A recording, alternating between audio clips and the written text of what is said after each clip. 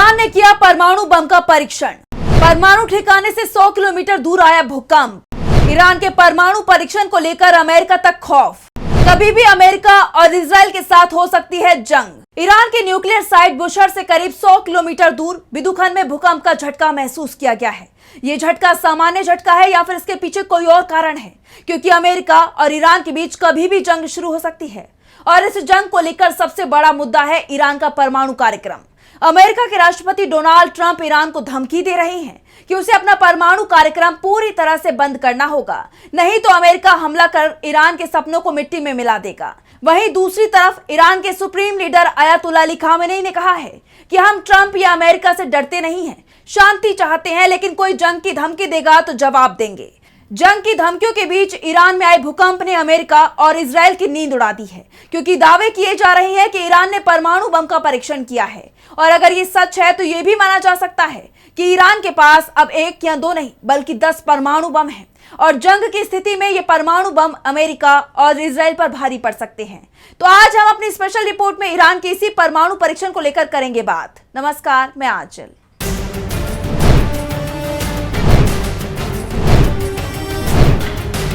बुशहर में ईरान की एक महत्वपूर्ण न्यूक्लियर साइट है। जून 2025 में जब अमेरिका ने ईरान पर हमला किया था, तब भी अमेरिकी हमले से बुशहर बच गया था। बुशहर ईरान का एकमात्र न्यूक्लियर साइट है जो चालू है। ईरान का कहना है कि यहाँ पर यूरेनियम के जरिए बिजली का उत्पादन किया जाता है। इस परमाणु साइट पर अमेरिका ने इसलिए हमला नहीं किया था क्योंकि यहाँ ईरान के परमाणु कार्यक्रम को रूस संचालित करता है। रूस ने हाल ही में यहाँ पर 8 और साइट बनाने की घोषणा की थी और अब ये खबर सामने आ रही है कि बुशहर में ही ईरान चुपचाप परमाणु हथियार तैयार कर सकता है, क्योंकि अंतर्राष्ट्रीय परमाणु ऊर्जा एजेंसी यानी IAEA को ईरान ने अपने परमाणु संयंत्रों की जांच करने से रोक दिया है और रूस की ईरान को चिंता नहीं है। वैसे भी पश्चिमी देशों की तरफ से तो यहाँ तक दावा किया जा रहा है कि ईरान को परमाणु बम बनाने में इस वक्त रूस मदद कर रहा है। और अगर ये दावे सच माने जाएं तो फिर बुशहर के करीब आया ये भूकंप कोई सामान्य भूकंप नहीं माना जा सकता।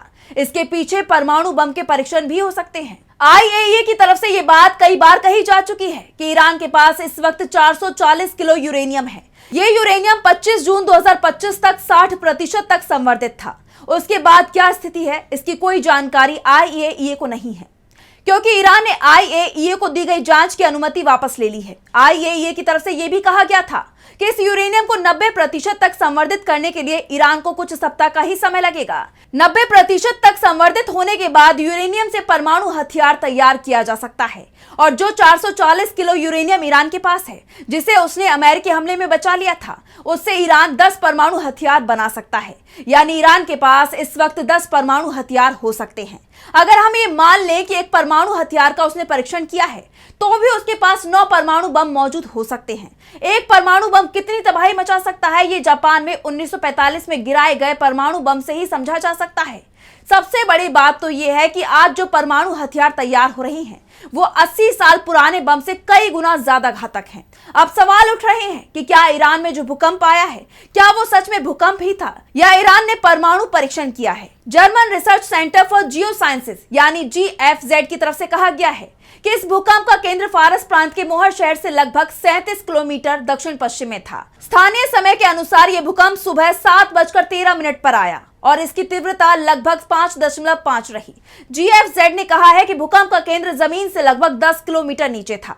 कथित तौर पर भूकंप के झटके राजधानी तेहरान में भी महसूस किए गए।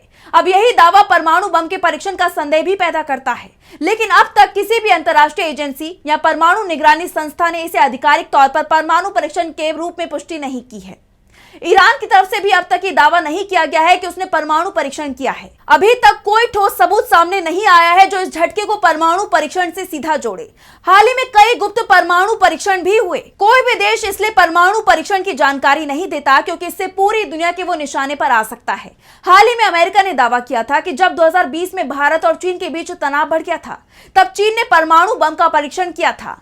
अमेरिका ने यहाँ तक दावा किया था कि चीन छोटी जंग में ही परमाणु बम का इस्तेमाल कर सकता है, क्योंकि चीनियों को जंग लड़ने का कोई अनुभव नहीं है। करीब 50 साल से भी ज्यादा वक्त से उन्होंने कोई जंग नहीं लड़ी है, इसलिए चीनी सेना में ऐसा एक भी अधिकारी नहीं है जिसे जंग का अनुभव हो। अब आप सोच सकते हैं कि जब चीन जैसे देश को जंग में परमाणु हथियार की जरूरत दिखाई दे रही है, तो फिर ऐसा हथियार अगर ईरान की झोली में आ चुका है तो फिर अमेरिका के लिए कितनी बड़ी परेशानी खड़ी हो सकती है।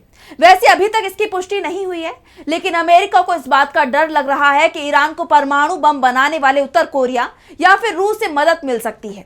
हाल ही में जिस तरह से रूस खुलकर ईरान की मदद कर रहा है, उसके परमाणु संयंत्र स्थापित कर रहा है, उसके बाद अगर अमेरिका को रूस पर शक हो रहा है तो इसका कारण वाजिब भी है। अमेरिका और इजराइल के साथ बढ़ते सैन्य तनाव के बीच कुछ एक्सपर्ट्स ने संभावना जताई है कि भूकंप शायद ईरान के भूमिगत परमाणु परीक्षण से जुड़ा हो सकता है।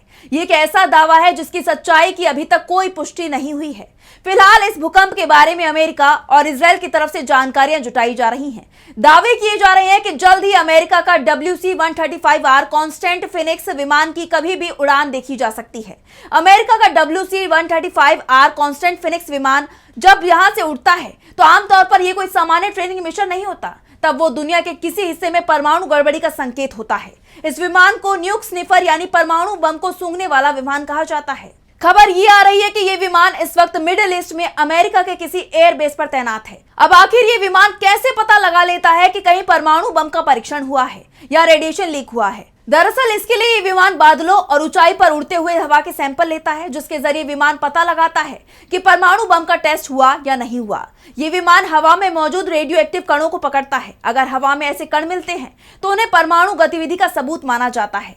इस विमान के पास न्यूक्लियर प्लांट से निकले रेडिएशन का पता लगाने की क्षमता है, इसलिए इसे न्यूक्लियर स्निफर या फिर परमाणु सूंघने वाला विमान कहा जाता है। पिछले महीने के आखिरी में ही अमेरिका ने अपने WC-135R कांस्टेंट फिनिक्स विमान को मिडिल ईस्ट की तरफ भेजा था।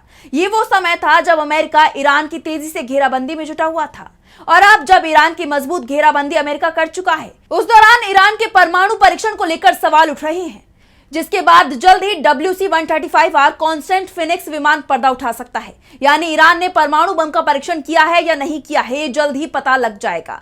लेकिन एक बात तो तय है कि ईरान शायद ही इस बात को स्वीकार करे कि उसने परमाणु बम का परीक्षण किया है, क्योंकि जैसे ही वो इस बात का ऐलान करेगा, तुरंत ही अमेरिका को उस पर हमले का मौका मिल जाएगा, क्योंकि अभी ईरान के पास ऐसी कोई मिसाइल नहीं है जो अमेरिका तक हमला कर पाए। यानी ईरान अगर परमाणु बम बना भी लेता है तो कम से कम अभी तो वो इसे अमेरिका पर नहीं फेंक पाएगा, लेकिन इस बहाने अमेरिका जरूर ईरान पर हमला कर सकता है।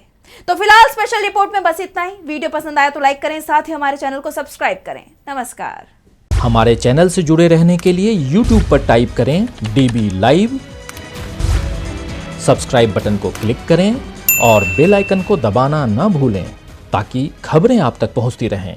देखते रहिए DB लाइव, क्योंकि यहाँ हैं खबरें लगातार।